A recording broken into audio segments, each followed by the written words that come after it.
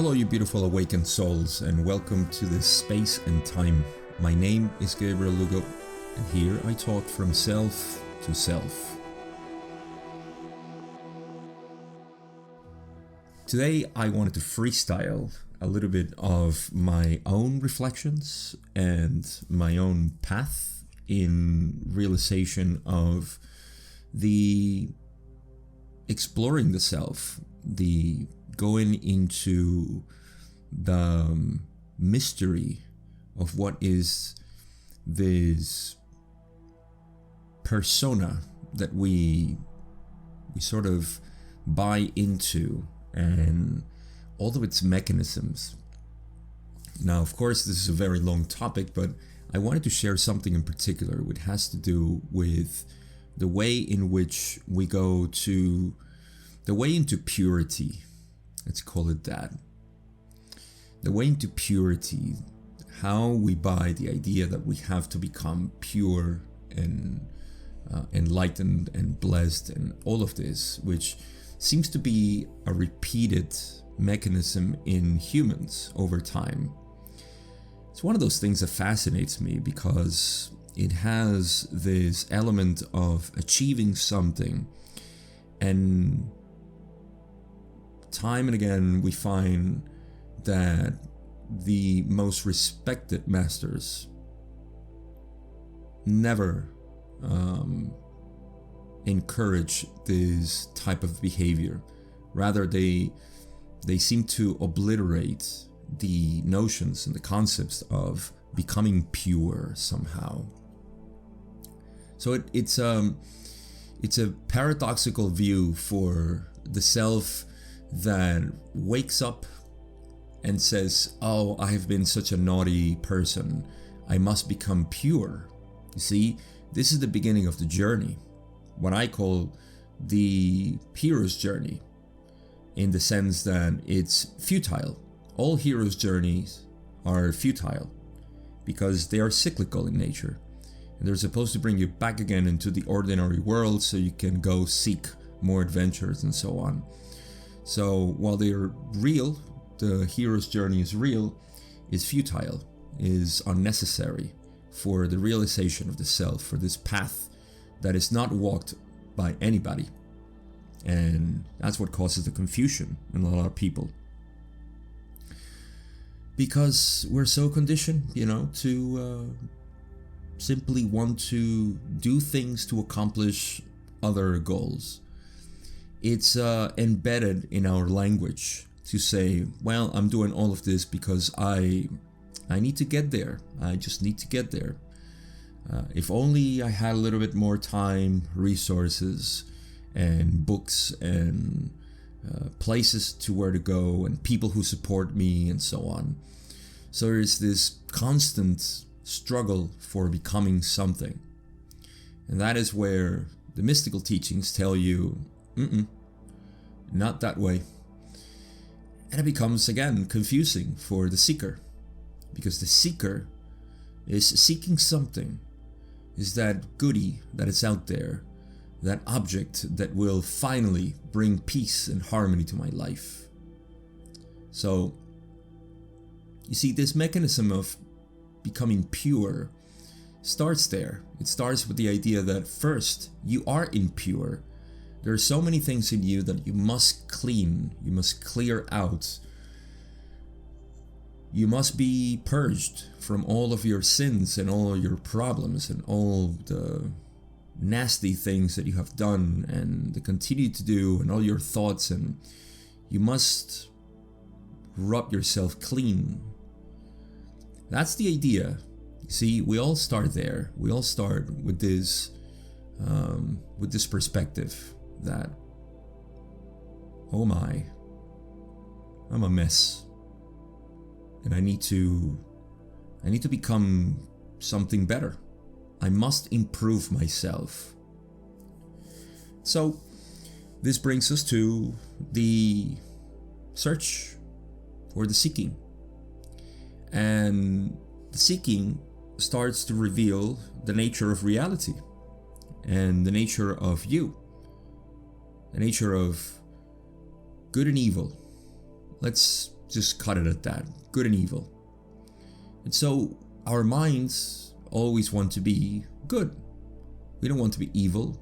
We don't want to be negatives. We don't want to be undesired. We're always seeking that approval. We're always seeking that, yes, see, I told you. You tell the mirror, I told you we were good. There's something good in us. Trying to prove ourselves that we're good. That's what we do. And so, how do we do this? Once we find out that there is good and evil, and we want to clean ourselves from all the evil things and the bad things, well, we start pointing fingers. Because as soon as the mind learns about polarity, it starts pointing fingers and says, well, I'm not that. You see, that's the good in me. I'm not that. I'm this. And I need to keep feeding this part of me that is positive and is good and is well-intentioned and so on.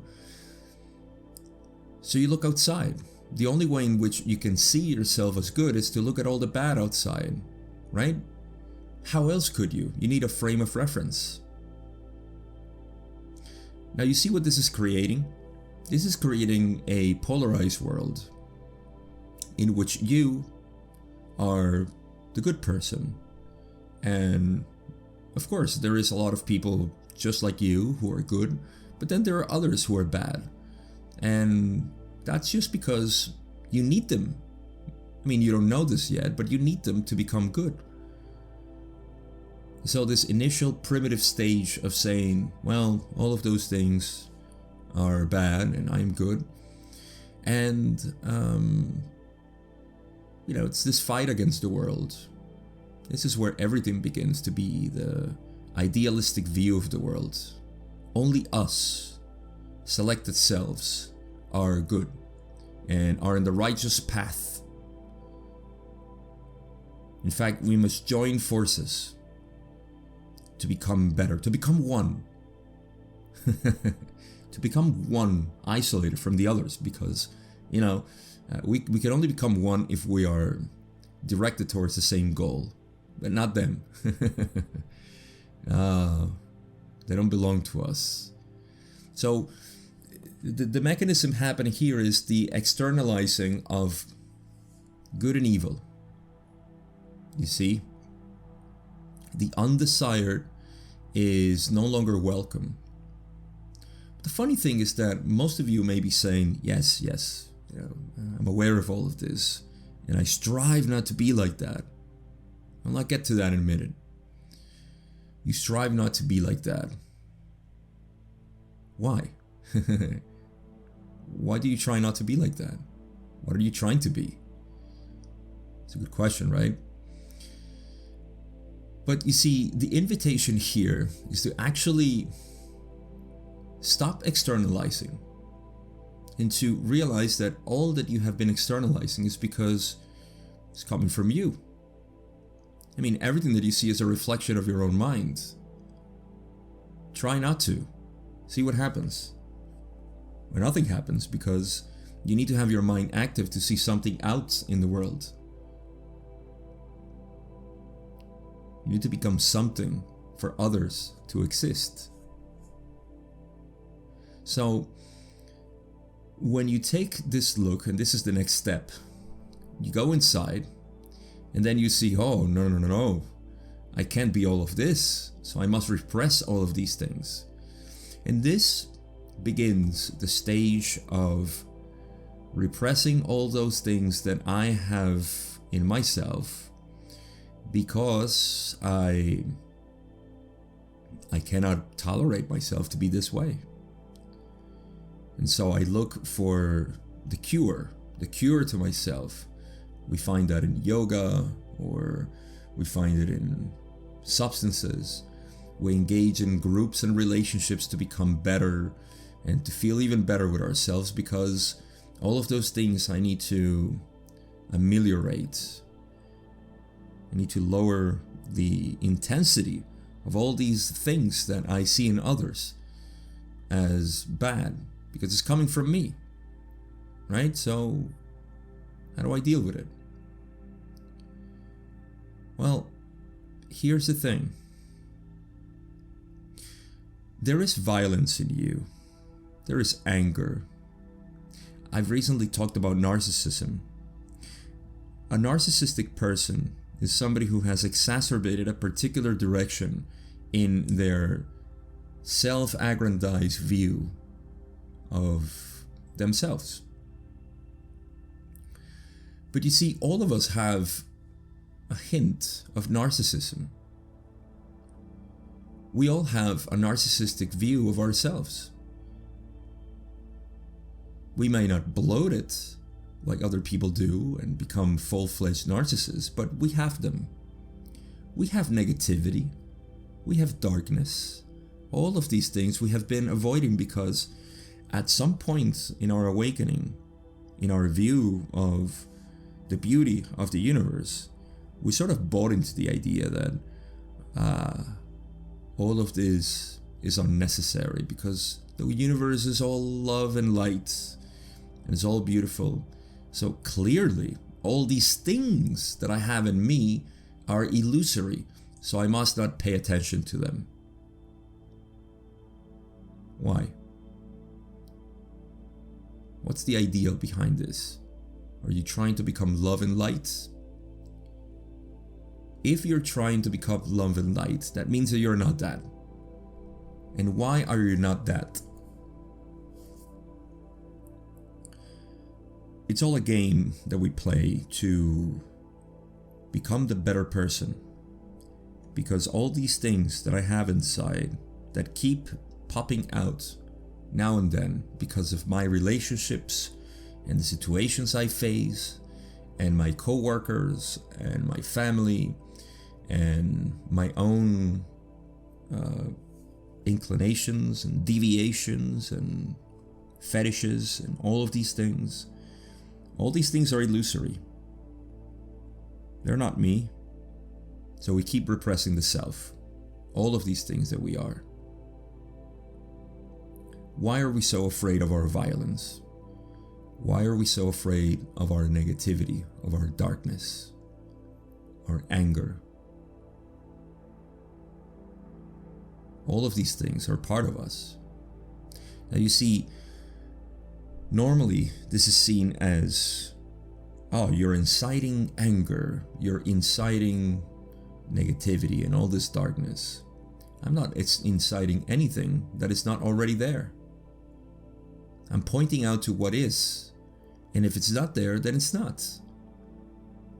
But when we find ourselves dealing with life in an undesirable way, which requires a lot of honesty, brutal honesty, to admit that yes, there are things that bother me in this life. There are things that cause this darkness to rise, and you see that it's that safety valve that we have installed in ourselves to say, well, let me just blow a little bit of the steam, and I'm going to do it in a very particular way. Now, none of this is wrong. This is all well and good. But it's delaying the inevitable. Why not simply explore the self inside and allow these things to simply be? You see, I'm not saying to go out on the streets and become violent, or in your family, or nothing external. I already left the external side in the past. I said that was the beginning stage where we start externalizing things. We're working inside at this point. And inside means that we acknowledge what is. We observe it. We look at it. If possible, we play with it and aggrandize it. Bloat it. To the degree in which you can see all the elements that are composing it. You look at them. At this point, you start to see that there are things that you have never paid attention to. They all were part of one big reaction. And that reaction seemed like an object, an item, a solid thing, not made of parts. It's just a reaction. But the reaction is made of parts, of thoughts, of desires, inclinations, fears, and so on. How are we to truly look at ourselves if we don't allow these things to break down so we can see them? Only when we face this darkness, only when we face this true projection that we have outside on other people and situations, only can we be free from it. And you see, here is where the mind says, oh, this is the method to become free of these things. So, right on. Let's do it. But you can't do that. Because the mind is polarized already. And it's wanting to do something. We go back to the beginning of this stage of trying to become pure. Why do you want to do that? What's so wrong with you? Why do you want to get rid of yourself? So we went through that already. We don't want to become anything. We want to accept what is. Now the fear is that if I accept what is, I may become violent, angry. Okay. So what if you don't? You live with that inside? You see, it's not about becoming physically violent, although people get to that point. It's about admitting that you have room for violence in you, for these reactions, because they're already there. It's not because you are going to cultivate them, but because they're there. You have room for that. You have been allowing them to be there. And it's okay. It's okay to be dark inside. Who says you have to become pure? And why would somebody say that? What are they trying to tell you? There is a lot of fear in this path of realizing the self, of truly going into the self, because there is this trend right now of, like I said, becoming love and light, because the universe is that.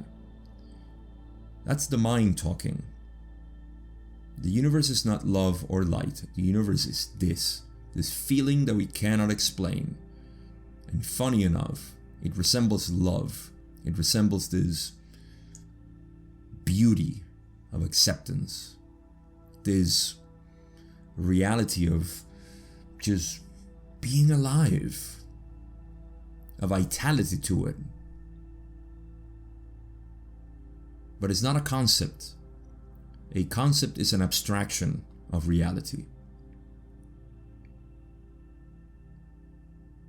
What you are is what is. And you must accept it. You must go deep into that darkness and say, I am this. It is okay to be this way. Only through this acceptance, which is really what you are, only through this acceptance is that you can be in harmony. You see, harmony is probably a better word. Not free, because free seems like we're getting rid of things. And why do you want to get rid of things? Again, the question is, why do you want to become something? What is wrong with you right now that needs to be changed, transformed? The harder you try to become better, the harder it is. When you simply allow yourself to be, then transformation just happens. You don't force anything. And in this life, we have been trying to force things because we have bought into an ideal It is the same principle of buying into an ideal that will allow me to become pure, better, improved. And at that point, we go through the process of externalizing it and saying, I am this because all of those bad things are out there, and I am good, and I strive to be good. And every time we scare ourselves when we look at the inside and say, oh, no, all of this needs to be healed, of course. This is the balancing. This is the healing. This is all the work that I need to do because this is wrong with me. There's something wrong with me and I need to heal myself. I need to become better. See? That's the externalization of the self. Again, the mind buying into a polarized view of the world, saying, yes, at last I see the horizon in which I'm going to. That is the perfection of purity. And it keeps walking to the horizon. The horizon keeps maintaining the same distance. But as long as there is the seeking for improvement, then there will be the horizon being running away from you. It's that simple. So you see, the seeking of purity of the adult is not the purity of the child, because the adult is trying to become something pure by discrimination of other things, saying, I am not that, in contrast to what I like to be. I cannot be this because this is the way to be. You're buying into a polarized view of the world when you do this. And again, I'm not saying this is wrong. This is quite alright, and it's a step in the process of noticing that the more you do this, the more you're going to be at odds with the world. You're always going to find something that isn't right. It must be put to correctness. That must be cleansed. You will see it outside in the world, and you're going to try to change it, as well as you're going to try to change yourself. That is all because we have been avoiding the darkness in ourselves. Because we fear what may happen. We fear what we may become. Why do we fear what we may become? Do we have an ideal of what we want to become? Of course it is. That's the whole reason why we fear. When you have a frame of reference and you want to become that, you fear anything else that might not lead you there. You don't trust the world. You don't trust yourself. You don't trust anything. Keep running towards the horizon. But you see, it's not the I am not that in terms of discrimination, of comparison, comparing ourselves with the undesired, choosing the good over the bad, that makes us pure. That's a polarized view of purity, an ideal at that, but not the true purity. The true purity is the one of the child that has no idea, has no ideals, it has no preference, and simply is. But we fear that too, because we have always heard that children are a problem. Children are incomplete. Children must mature before they are reasonable beings. You see the kind of conundrum we're in? We have neglected children, and we haven't even paid attention to that. The way in which we see children. We still treat them as, well, you're not ready yet. You have to become this messy person for you to go out in the world. Not like this. And by extrapolation, we look at that in ourselves. That child view. We say, no, that's too immature. You are weak. You see, if you become like this, you will become weak and vulnerable to the world. Once again, we are afraid because we have a frame of reference of what the adult must be. No, the children's purity is the one that lives in the moment and does what it wants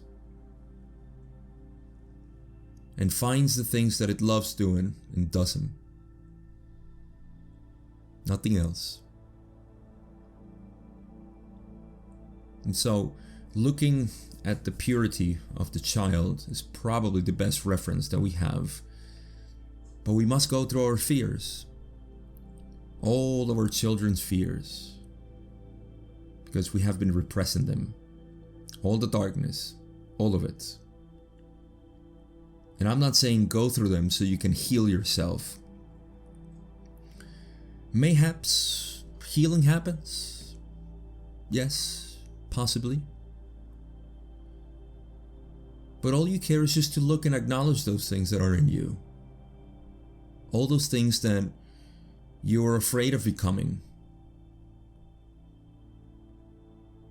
Simply because you don't allow those things to be. And you see, this is not an activity. This is not something that you do. It's something you allow. And the world keeps shining your own reflection back to you. That's what we call catalyst.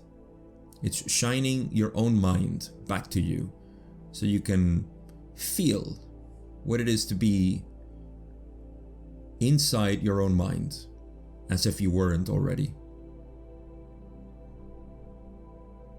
So using the tools of reality to look of what's in your mind, it's a helpful tool. But in the end, it's just about admitting, acknowledging who and what you are, and not avoiding them, not that repression. In the end, what we find is that we have always been fine. It is in our mind that we have been struggling to accept what we are, and we buy into so many things outside that are supposed to be the reason, the final reason I needed to become this light being, to become this good person, to become the popular one or the loved one, because I need to be loved. All of these things are halfway into what you are. It's missing the point, again, of completeness, of you being complete. Some people are even afraid of admitting that they are complete. We have gone so insane in our society as to believe that we are incomplete and that we must go on to complete ourselves. Some people, the vast majority, may even say that it won't happen in this lifetime. It would happen after I die or so. While here, I am a mess. I am incomplete and I must suffer. This is how madness has taken over this world, to believe this. And interestingly, it's a step in the spiritual path, if I can even call it that, in the self-realization path in which we look at the world and we look at ourselves and we say, not complete. I must keep going. I must keep working. People are even afraid within the spiritual communities to admit that we are complete, because that is irresponsible. Everybody must do their work. Everybody must suffer.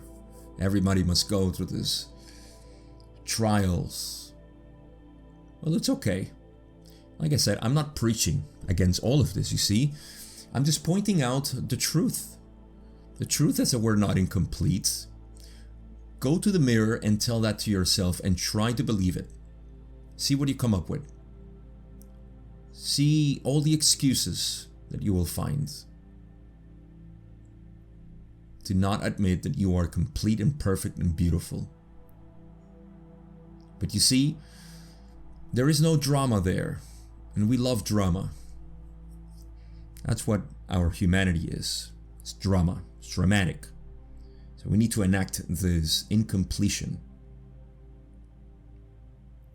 And maybe one day we become complete and pure. So with this, I come to the end of this rant on the purity of the self, how to become pure, and the fears of humanity. I thank you as always for listening and for sharing this with me. I appreciate you as always. And as I say, I'll catch you on the next one.